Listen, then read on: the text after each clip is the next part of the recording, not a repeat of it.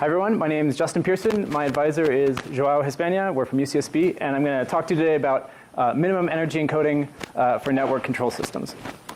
So first I'm going to tell you about some prior work. I'm going to give you the problem setup, show you our main result, which is some necessary and sufficient condition that we'll talk about, and then we'll talk about how you can implement this stuff on your very own computers at home with some event-based encoding. So the prior work is that suppose you have a linear system with whose initial condition is in some bounded set, and the sensor, which measured the state of the process, doesn't get to send all infinity digits of precision to some decoder or controller, but there's a communications channel in the way that is finite bandwidth and error-free. So the sensor instead has to send that state measurement to an encoder, which picks some symbol from some finite alphabet script A, which we enumerate the symbols here from 0 to S, and then it sends that symbol across to some decoder controller block, which then, based on that sequence of symbols that it's getting, decides on the actuation signal that goes into the plant. It samples this every T, capital T, the sampling period seconds, and so the bit rate is just log base 2 of the number of symbols in the alphabet divided by how fast you're sending them across the channel. Okay. So the question that people have asked previously is, what are the conditions on S and T? In other words, what are the conditions on the bit rate of the channel and the dynamics matrix A in order for there to exist some encoder, decoder, controller, triple that can at least bound the state? So there's been a bunch of prior work that's related to this work. This sort of falls in 3 categories. What happens if one of the symbols in the library is free? We'll talk about that in a second. And there's a whole bunch of work. This is the stuff we're going to talk mostly about, where how do you control a system if you can't send all infinity bits, digits across at once? And in particular, we're going to be looking at some results from Tadikonda, Mitter, Nair, and Evans. And then in event-based control, at the end we're going to talk about it. And there's prior work with this Lebesgue versus Riemann sampling, and then Tabata's, as was mentioned earlier, this guarantee on the smallest time between turns. Okay. So in the prior work, this is the big equation that comes out of the Tadikonda, Mitter, Nair, and Evans, and that is that if your bit rate converted into nats per second, that's what the log2 does, is greater than the sum of the unstable eigenvalues, then there exists an encoder and decoder and controller that can bound the state of the process. And this is a necessary and sufficient condition. And just to sort of get in your head what this inequality means, the whole idea is as follows. So suppose here's your initial state where your initial uncertainty volume where the state is known to lie, and here's the initial condition. After one time step, it grows so that now it's bigger. It's grown exponentially under the process, but now it's a transmission time. Now the encoder gets to send a symbol over. So here's the whole idea. Suppose the encoder and decoder have agreed upon a way to chop that uncertainty volume in half and assign a 0 to one half and a 1 to the other half. Then, since the encoder knows where the state is, it can send this 1 boom, across the channel to the decoder controller, and the decoder controller now knows that it's in 1. So one time step later, there's this, it's hacked down the volume, it's hacked the volume in half, but it's also expanded according to the process. Okay, the same thing applies. There's some procedure that the encoder and decoder follow in order to chop the uncertainty volume in half. They assign, the encoder assigns a 1 to this, and poosh, there goes across the channel. And now the decoder knows that it's in this region here, so it expands over the process again. And so this process can repeat. So the whole idea behind this inequality is if the bit rate of the channel is big enough that you can have the uncertainty volume faster than the process expands the uncertainty volume, then in principle you should be able to bound the process. Okay. Oh hey, but why are we thinking about in terms of sending 1 bit at a time? That was just sort of a little baby example. You don't have to send just 1 bit across at a time. You could wait 3 time steps and let it expand, exponentially over 3 time steps, but then you get to send 3 bits. And so you get to chop this uncertainty volume into 8 pieces instead of just 2 pieces. Okay, so you can think of, I guess my whole point is you can think of this as code words, like code words with some, you wait n time steps, you get to send n bits or whatever. So the question that we're going to consider is, what happens if for some reason you're not allowed to send arbitrary strings, arbitrary code words? Like suppose someone came up to you and said, hey, 1 bits are really expensive. So you're not allowed to send more than 2 1. You're not allowed to use any code words that have more than 2 1s in it. How would that affect your ability to, for you know, an encoder, decoder, controller, triple to bound the system? So that's what we're going to deal with next in this problem setup. We're going to figure out, we're going to formalize what it means to enforce a communication constraint by limiting the number of like 1 bits or non-free symbols. So here's the whole problem setup. So suppose that you have this 0 through S alphabet, and suppose the 0 symbol is free, and all the other symbols 1 through S each consume 1 unit of communication. So that might be energy, it might be time that you're hanging up the channel or something. So, for example, the decoder interprets not receiving any information as receiving a 0. That's what we mean by formalizing this to say the 0 symbol is free. It's just, you know, it doesn't cost anything. You might as well not even transmit. But this is the reason we say it like this is to capture this idea that not receiving anything is information. There is implicitly some information getting across by the absence of getting anything. Okay. So we define what this concept called average communication of encoder like this. We say that an encoder has average communication not exceeding gamma max if this inequality holds for any symbol sequence that the encoder may send. So so this gamma max here is the thing that we call the average communication of an encoder, or you know, you can think of it as average energy because that's a very natural unit of communication resource. So like if there's a robot trundling around here and there's a camera that's watching it sending measurements somewhere, like the energy that camera is consuming to send those measurements would be an example of a situation where you wouldn't want it to burn up its battery too fast. So okay, this inequality, the left-hand side is the average cost per symbol between transmission of the mth symbol and the nth symbol. This is just the indicator symbol function for is this, you know, symbol non-free. And what this left-hand side is being compared against is gamma max plus this asymptotic function of 1 over n minus m. So the purpose of this asymptotic function, so this makes sense. This is like, oh, this is this fraction between 0 and 1. We're trying to figure out whether this the average cost per symbol is less than this fraction.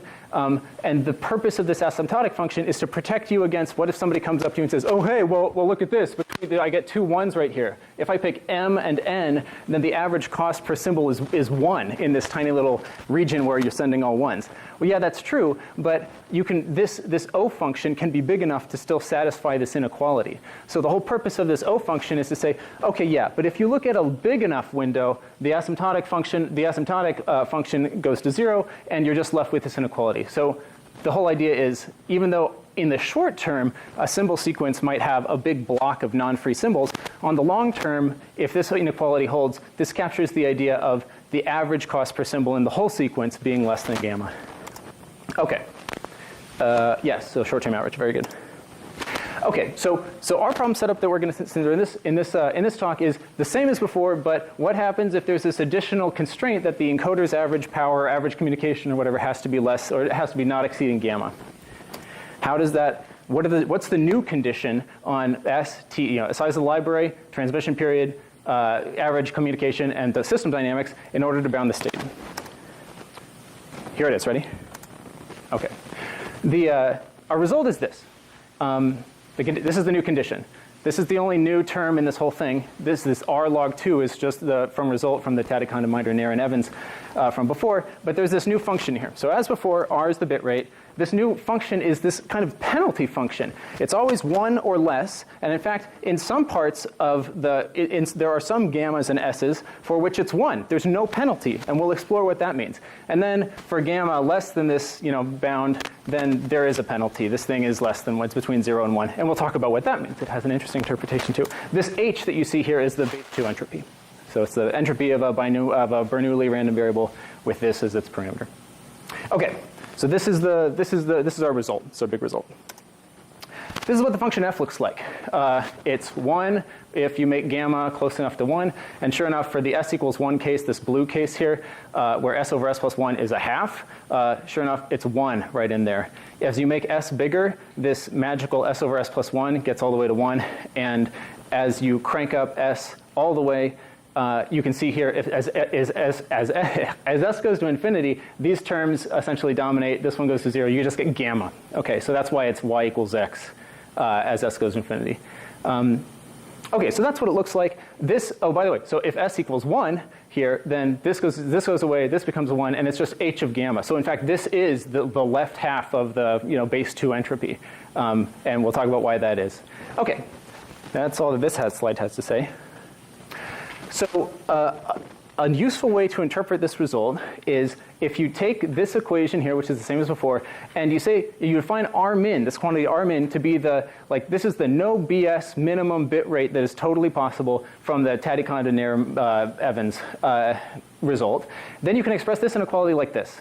And this thing here, this quantity on the left, you can interpret as how big does my bit rate have to be as a factor above the minimum bit rate established before if I weren't imposing some sort of communications constraint. And this function here on the right is this establishes a lower bound on the factor by which you're going to have to go above and beyond the minimum bit rate in order to bound the state of the system because you have imposed this communication constraint. So this is what this function looks like. This is just 1 over s, but it's a little more instructive. There's a couple of things to note here. So as before, when gamma is big enough, there's no penalty. As you start imposing a communication constraint on on the average energy per symbol, the factor by which you have to increase your bit rate above this minimum bound goes up. And it goes up faster if you use more symbols for bigger s's.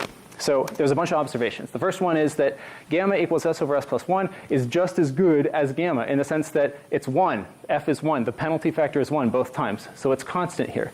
So this says tricky encoder down here because just as good hides the fact that the encoder that you use for gamma equals 1 to bound the system, and the encoder that you use for gamma equals s over s plus 1, that's just a half down here, they're very different encoders. And in fact, this one here will be very difficult to implement because the code words that will be embedded in that encoder will like have infinite length or something. They'll be quite big, and there'll be a ton of them, and they're all going to have to fit in your finite memory of your encoder and decoder. So this is why it says tricky here, is because it looks like you're getting it for free. It is true that there does exist an encoder right here that will bound the system, but it's very difficult to implement. That's why we're going to develop a simpler one later. So that's what observation 1 is. Observation 2 is, hey, if you get a choice over your symbol alphabet, if somebody comes up to you and says, hey, Justin, I want you to bound the system with this gamma and this bit rate, and you get a choice when you allocate that bit rate, are you gonna sample the system really fast and have a very small number of symbols in your alphabet? Or are you gonna have a huge number of symbols in your alphabet so that each symbol carries a lot of information, but you're only gonna send one symbol every once in a while? If you get to make that trade-off, this curve says you should pick a small s, because look, if you're on the small s curve, s equals 1, you don't get penalized very much. Okay. Here's another cool observation. So the average rate of non-free symbols per second is gamma over t, because you're sending one symbol every t seconds, and on average, gamma of them are non-free. So this has units of non-free symbols per second, and you can make this as small as you want. In other words, you can design an encoder that will use an arbitrarily small amount of energy per second. Do you get it for, well, there's two ways to see that. Here's the first way. One is you could, for any epsilon, crank up t to make this really small, and then this thing here is monotonic in s. So crank up s until this is satisfied, and you're in good shape. What does this mean? If you pick a large t, that means you're only sending one symbol every like 100 seconds or something. It's a really long time. But if you crank up s enough, that means that you have a huge library. So okay, I only get to send a symbol once every 100 seconds. But that symbol comes from such a rich library that even just one symbol specifies a lot of information. The log base 2 of s plus 1 is really big. So even though I'm only getting one symbol every 100 seconds, I can narrow down very much where the state is in that uncertainty volume, even though I've had to wait 100 seconds in order to get that symbol. So this is this caveat down here at the bottom. The cost of performance and complexity. Performance, because if you wait 100 seconds to get your symbol, the uncertainty volume is going to expand exponentially for 100 seconds. So technically you will bound the state, but it'll be in this totally ginormous uncertainty volume. The complexity comes in because, as I said before, if you crank up s, this encoder and decoder that you're going to have will have tons and tons of code words. And you're going to have to store them all in memory and be able to, So it's complex because the encoders that you're going to be using will have lots of code words and need lots of memory. here's another cool way to see it. So that was the first way of showing that you can make the average energy per second of this encoder arbitrarily small. Here's the second way. Fix S, might as well fix it small, right? We said small s is better. Then define these sequences, a bunch of gammas, a sequence of gammas, a sequence of sampling periods, and these sequences you can see, this one goes to 0, this one goes to 0, the ratio goes to 0, but h of gamma over the t's goes to infinity. And the result is that you can make this super small, you can have this be smaller than any epsilon you want, and then if this isn't satisfied, if the inequality that you're trying to satisfy isn't satisfied, you can crank up, you can go even farther in the sequence until it does satisfy the inequality, the greater than the sum of the eigenvalues. So what this means, and I have a little animation for you to show this, but this means that you can make your sampling periods very, very, very small. You can be sampling and sending very, very quickly, and it works for you. And you can use an arbitrarily arbitrarily small amounts of energy. So here's how to see that. So suppose you're allowed to send, 3 non-free symbols per second, and you pick t equals a sixth. So there's, in this 1 second interval here, you get to send 3 non-free symbols, and because t is a sixth, you have 6 slots where you can put your 3 non-frees. So there's 6 choose 3 sequences, so there's this many, log base 2 of that bits per second. Cool.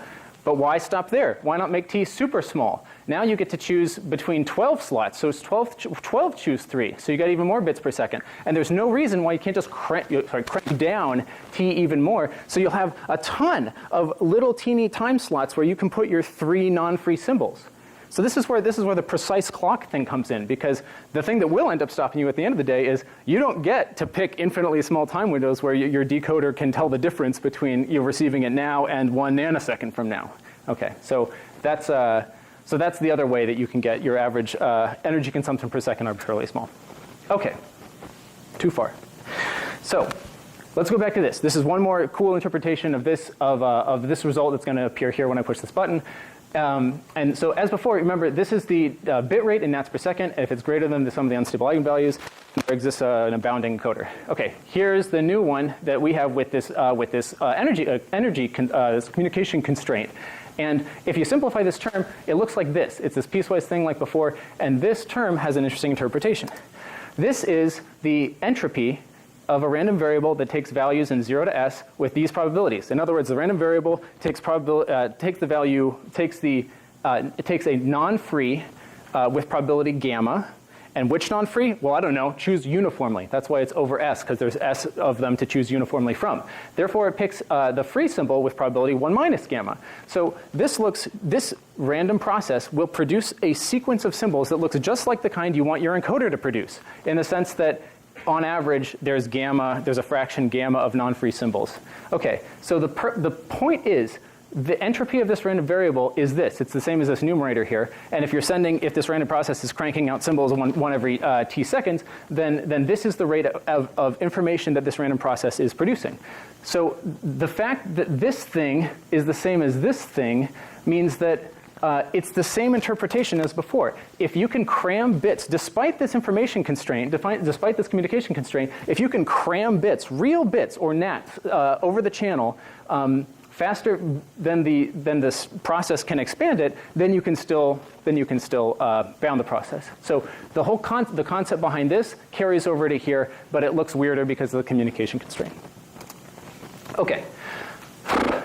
So all that was to talk about, that was to present this result that establishes, if you impose this communication constraint, here is a no kidding bound that you will obey in developing an encoder. But as we saw, if you want to get really close to the s over s plus 1 boundary, you're going to pay with having huge code words that will be difficult to hold in memory. So next, I'm going to tell you about an event-based encoding scheme that is really easy to implement, but not quite as optimal. But it's known how unoptimal, sorry, by optimal I mean it doesn't use the minimum bit rate as established in this section.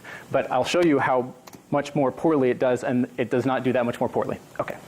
So we use what's called an emulation-based controller, meaning, okay, so assuming the system is stabilizable, find some state feedback gain k, and okay, although you don't get to send the whole state over the communications channel, well, maybe if you could estimate the state, send that estimate over, and then use that estimate as the, pretend that it's the real deal. So that's what it means to be emulation-based, is use a state feedback thing, but estimate the state. Event-based encoder. So what we mean here is that if you remember that we're interpreting 0 as the absence of an event, the way that this is going to work is the state will start out in some uncertainty volume, and we're going to make a box around that. And as long as the state stays in that box, we're going to send 0. In other words, we're going to send nothing is happening. We're going to send free symbols. Might as well not be a transmission. As soon as that state leaves the box, then we'll start sending non-free symbols to say, hey, there's a problem here. Your state has left this box, this safety box. And then the decoder controller can take care of it. So we call this event-based because this is sort of what's happening in an event-based structure. As long as the state remains in this box, you're not consuming any communication resources. As soon as it leaves, then that's when you need to start spending some resources to make sure that somebody gets notified that there's a problem. OK. So here's how this works. There's the dynamics of the plant. The encoder and decoder have a copy of the dynamics. Because yes, this is the state estimate. OK. Because the encoder can see the state and it has a copy of the dynamics, it can calculate the estimation error. And here's what it does. We're going to do this with a one-dimensional system because you can do it with n dimensions if your system is diagonalizable by diagonalizing the system and having a little sub-encoder like this for every dimension of the system. So let's just do it for 1D first. Your initial estimation error will be in this box, minus L to L. So this is a box that contains the initial uncertainty volume. Okay, just make the box a little big enough to encapsulate it. So the estimation error is bound to be in it. It takes a little while, but okay, yeah. And sorry, the encoder is going to send -1, 0, or 1 depending on where the estimation error drifts by the time that the next transmission time has elapsed. Okay, so it's s equals 2. Hey, that's good because we were saying before that small s is good. Okay, so after some time, the estimation error starts to leave the safety box. Okay, the encoder takes note of that, and sometime less than capital T seconds later, less than one whole sampling time later, it is time to send a symbol. The estimation error is in the 1 interval. So, and this is, by the way, this is the maximum, it'll never grow beyond this because this is how far it can grow in one transmission period. Okay, fine. So, okay, it's in the 1, send the 1 over. Whew. The decoder gets the 1, and it updates its estimation error with like this. It says it's the same as the old one plus this little function of the symbol that I received. What is that function? Well, it's very simple. It's just a constant subtraction that moves this box here back into the box where it's supposed to be. So that's all the update rule is. If it turns out that it was over here, then add it. Then R of 1 is like minus whatever that thing was. Okay. So from this, it's sort of, I'm appealing to your intuition that if this blue box here fits inside the minus L to L box, then this process can repeat and the state will be bounded because the estimation error will be bounded. And the system was A minus BK is Hurwitz. Okay, so there's two cases. The case 1, it fits exactly in, just barely made it under the wire. Okay. In that case, the condition that this box fits exactly in the minus L to L box, that condition is this condition, the same one as before. So you can use this setup, and if the minus L to L box fits in there, you will have recovered the original Teddy Condamiter, Nair, and Evans bound on the minimum bit rate that you require. So that's cool. Next case. What happens? Next case. What happens if the blue box is strictly inside the minus L to L safety box? And what happens in that case is, and you can sort of think of this intuitively, this blue box here under the process will expand exponentially, just like we've been talking about the whole time. And while it's expanding, but while it's still in the minus L to L box, no matter what will happen, you'll never send a 1. You'll never send a non-free symbol because you're guaranteed to be in this box until it grows to this size. So intuitively, you should be thinking something like, well, gosh, those little delta t's that I save and am not transmitting, those should add up, right? And then they do add up. And the new condition is, so the condition is, if this fits in here with some like wiggle room, then that should say something about how often I have to send non-free symbols. And indeed it does. And this is the condition. OK, so there's this new term here. You guys have been staring at it for the last minute. There's this new term here. There's this h inverse function. H is this. It kind of looks like y equals x, except it's a little curvy. It doesn't look as scary as this. And the result here is if you can satisfy this inequality, then there exists this event-based deal with average bit rate R and average communication less than gamma max. OK, so in other words, if it fits in here with some wiggle room, then you can have an encoder that satisfies, that obeys a communication constraint. So the big question that you're all wondering now is, well, what's the relationship between this thing here, this new bound, and the one from before, this f function? And how much bigger is it? Because I mean, this thing is guaranteed to be bigger than this because this holds for any encoder, much less an event-based, emulation-based encoder. So the question is, how does this compare to this? The ratio will tell us how much more conservative this event-based scheme is. This is how conservative, 2.3 times. So this here is comparing against f of gamma max and 1. 1 is like the smallest it can be. It's like the most efficient. This is the no kidding bound. And if this fair comparison is like, well, your event-based scheme is using 3 symbols. So in other words, your 2 non-free symbols. So it really would be fair to compare it with all the other possible encoders that have an alphabet of size 2 and the free one. And that has a max of like 1.74. But this 2.3 is the big deal because it says you can use this very easy to implement scheme and you'll never be worse than 2.3x. You will not require a bit rate more than 2.3 times the minimum bit rate established by the previous result. I think we're done. So what do we talk about today? There's a linear system and there's a communication constraint that you have to obey. You can't send a certain number of non-free symbols across the channel. We set a necessary and sufficient condition for bounding it. It was this funny f function that had some interesting information theoretic interpretations. And then we talked about how you can go home and with this -1, 0, and 1 event-based encoder and emulation-based thing, everybody knows how to calculate a state feedback gain. You can do within 2.3x as well as you would with a very complicated one from up here. That's the end. Thanks.